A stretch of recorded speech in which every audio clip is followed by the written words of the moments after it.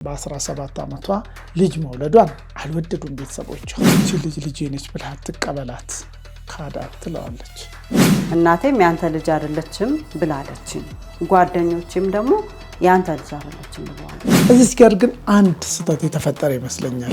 እየሰከረ ይመጣል አላቅም ምን እንደሆነ ነገር። በአጭር ጊዜ ውስጥ ተዋወቁ፣ በአጭር ጊዜ ውስጥ ወደ ፍቅር ገቡ፣ በአጭር ጊዜ ውስጥ ልጅ ወለዱ። መለያየትም ከፈለክ እንለያይ፣ ሌላ ነገር ሳይመጣ ከባድ ነገር ሳይመጣብን አልኩት።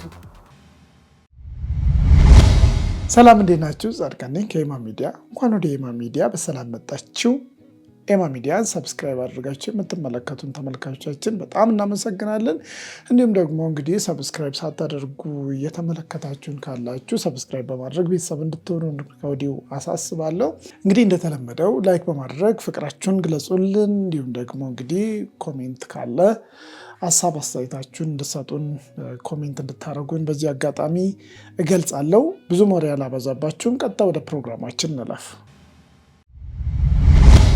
የዛሬው ታሪካችን 1998 ላይ ወስደናል። 20 ዓመት ወደኋላ ተመልሰን ማለት ነው። እንግዲህ 1998 ምንድን የተፈጠረው ብትሉኝ ደግሞ 1998 ላይ ሃይማኖት ማለትም የዛሬዋ ባለ ታሪካችን አንድ ካፌ ውስጥ ሰራ ነበር። በነገራችን ላይ ሃይማኖት ቤተሰቦቿ አቅም አልነበራቸውም። ስለዚህ የተለያየ ቦታ ላይ ሰርታለች። ለምሳሌ በቀን ስራ በቤት አገልጋይነት ወይም ደግሞ የቤት ሰራተኛ ሆና ብዙ ሰው ቤት ሰርታለች። ዛሬ የምናወራበትን ታሪክ ከመፈጠሩ በፊት እንግዲህ የመጨረሻ ስራዋ የነበረው አንድ ካፌ ውስጥ በመስተንግዶ ነበር የምትሰራው። በመስተንግዶ በምትሰራበት ካፌ ውስጥ እንግዲህ ብዙ ደንበኞች አሉ። ከዛ ደንበኞች ውስጥ ግን አንድ ዮናስ የተባለ በተለያየ ጊዜ እየተመላለሰ በአይን እያሽኮረመማት እንግዲህ ያው ጓደኝነት ይጠይቃታል። ዮናስ እንግዲህ የሚሰራው በአንድ ገራጅ ውስጥ በመካኒክነት ነው። ሁሉም ነገር ከዚህ በኋላ ነው እንግዲህ የሚጀምረው። ሃይማኖት በተለያየ ጊዜ እንግዲህ እየመጣ ጓደኛ እንሆን እያለ የሚጠይቃትን ልጅ ጓደኝነቱን ተፈቅድና ጓደኛ ይሆናሉ። ምን ጓደኝነት ብቻ ወደ ፍቅር ህይወት ይገባሉ። እዚህ ጋር ግን ትንሽ ስህተት ያለች ይመስላል። ምክንያቱም ሃይማኖት ገና 16 ዓመቷን፣ ዮናስ ደግሞ 18ን የተሻገረ ወጣት ነው። በእነዚህ ሁለቱ ጥንዶች መሃል እንግዲህ የፍቅር ህይወት ይጀመራል። ገና ወጣቶች ናቸው። በጣም ተፋቅረዋል። በዚህ ሂደት እንግዲህ እርግዝና ይፈጠራል። እርግዝና በተፈጠረበት ጊዜ ግን እሷ ከቤተሰቦቿ ጋር መኖር ይከብዳትና እንዲሁኝማ ከቤተሰቤ ጋር አልኖርም፣ ለምን እቤት ተከራይታ አታስቀምጠኝም የሚል ሀሳብ ይመጣል። ችግር የለውም አለ። በቃ በጣም ስለሚወደኝ ችግር የለውም እንኖራለን አለ። እኔም ከቤት ወጣሁኝ። ተከራይተን መኖር ጀመረ። እንደ ባልና ሚስት አንድ ቤት ተከራይተው መኖር ይጀምራሉ። በዚህ መሃል ሴት ልጅ ትወለዳለች። በጣም ነው ደስ ያለው። ከዛ በቃ ያው አብረን መኖር ጀመርን። እሷም ከተወለደች በኋላ ፍቅር ሰላም ነበር። ሴት ልጅ ታቀፈ። በጣም ደስ አለው። ገና ወጣት ነው፣ እሷም ገና ወጣት ነች። ዮናስ ባህሪው መቀየር ጀመረ። እየጠጣ መምጣት፣ ጠጥቶም ደግሞ ሰክሮ ባለቤቱን መደብደብ። ልጁ ታለቅሳለች፣ ባለቤት ታለቅሳለች። እሱ በቦክስ ነው ጠዋትና ማታ። በቃ ህይወታቸው መበላሸት ጀመረ። መጀመሪያ አካባቢ ዮናስ ደስ ብሎት ነበረ፣ በጣም ደስ ብሎት ነበረ ልጅ መወለዱ። በዛ ላይ በቃ እሷን ስራ ትተሽ በቃ ቤት ልጅሽን አሳድጊ፣ እኔ እየሰራው ቤተሰቡን አስተዳድራለሁ የሚል ስምምነት ነበራቸው። በነገራችን ላይ እኔ ይሄን ሂደት ነው የጠላሁት። እስኪ እናንተ ደግሞ የራሳችሁን ሀሳብ ትሰጡኛላችሁ። መጀመሪያ ትዳር ሲባል በስርዓት ወይ ቤተክርስቲያን ማወቅ አለበት ወይ ደግሞ መንግስት ሊያውቅ ይገባል። ወሳኝ ኩነት እነሱ መጋባታቸውን መረጋገጥ መቻል አለባቸው። በዛ እድሜ ማለትም በ16 በ17 ዓመቷ ልጅ መውለዷን አልወደዱም ቤተሰቦቿ። እሱም ደግሞ ሳይታሰብ ሳይታቀድ ነገሮች ሳይስተካከሉ ትዳር መያዙን የእሱም ቤተሰቦች አልወደዱም። ሃይማኖት ኑሮ ከበዳት። ዮናስ ደግሞ እንደነገርኳችሁ ነው፣ መጠጥ ነው፣ መሳደብ ነው፣ እንዲሁም ደግሞ እንግዲህ እያመሹ መግባት፣ ከዛ በኋላ ደግሞ መደባደብ ነው። እየጠጣ መምጣት ጀመረ። እየሰከረ ይመጣል አላቅም ምን እንደሆነ ነገሩ። ማታ ማታ እየሰከርክ መጥተህ እኔን የምትደበድበኝ ከሆነ ልጄን የምታሰቃያ ከሆነ ለምንድነው ጸበል የማትሄደው የሚል ጥያቄ ትጠይቀዋለች። ምንም በቤት ውስጥ ችግር ከሌለብህ በእኔም በእሷም ችግር ከሌለበት ሂድ እስቲ ወደ ጸበልና ጸበል ሂድና ተጠመቅ፣ ካልሆነ ደግሞ መለያየት ካለብን በሰላም እንለያይ ትለዋለች። መለያየትም ከፈለክ እንለያይ፣ ሌላ ነገር ሳይመጣ ከባድ ነገር ሳይመጣብን አልኩት። በአንድ አፍ ነው ያላት። በቃ መፋታቱን እንደውም እፈልጋለሁ ይላታል። እነዚህ ሁለቱ ልጆች ገና በአፍላ እድሜያቸው ነው እንግዲህ ወደ ፍቅር ህይወት የገቡት። በዛ ፍቅር መሃል ብዙ ሳይጠናኑ ብዙ ሳይነጋገሩ ልጅ ተፈጠረ። ልጅ ከተፈጠረ በኋላ ነው ደግሞ መኖር የጀመሩት። አስባችሁታል? አስተውላችሁታል? ብዙ ጊዜ ሳይግባቡ ተጋቡ የሚባል ነገር አለ።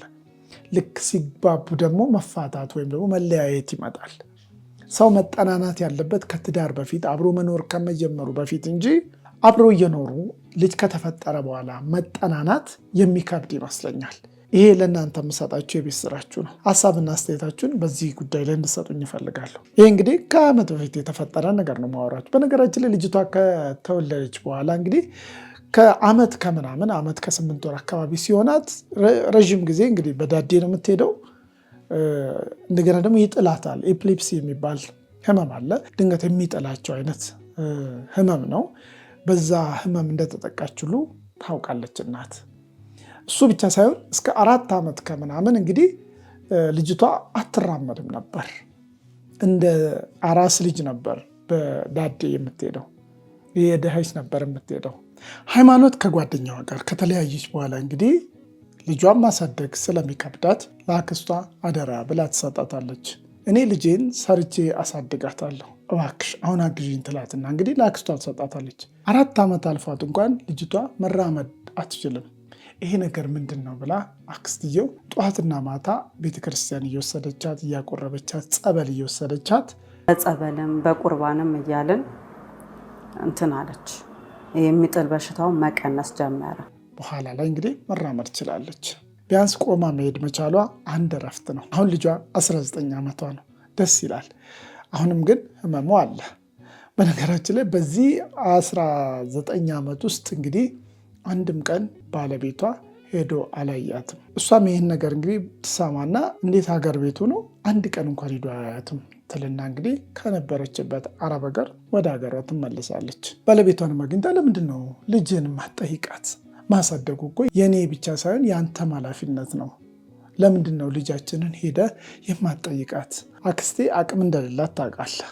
ለምንድን ነው ቢያንስ ሄደ እንኳን አይዟችሁም አትላቸው? በገንዘብ አትርዳቸው። ልጃችንን የአባትነት ፍቅርን ለምንድን ነው ማታሳያት ትልና ትጠይቀዋለች። በዚህ መሀል እንግዲህ ዮናስም ኧረ ከዚህ በኋላ እንደውም በቃ እስተካከላለሁ ምንም ችግር የለውም ይላትና እናቱ ጋር ሄድና ይህን ነገር ያማክራታል። እማዬ ከ19 ዓመት በፊት ታስታውሻለሽ ጓደኛ ይዤ ልጅ ወልጄ ነበር፣ ያውም ሴት ልጅ።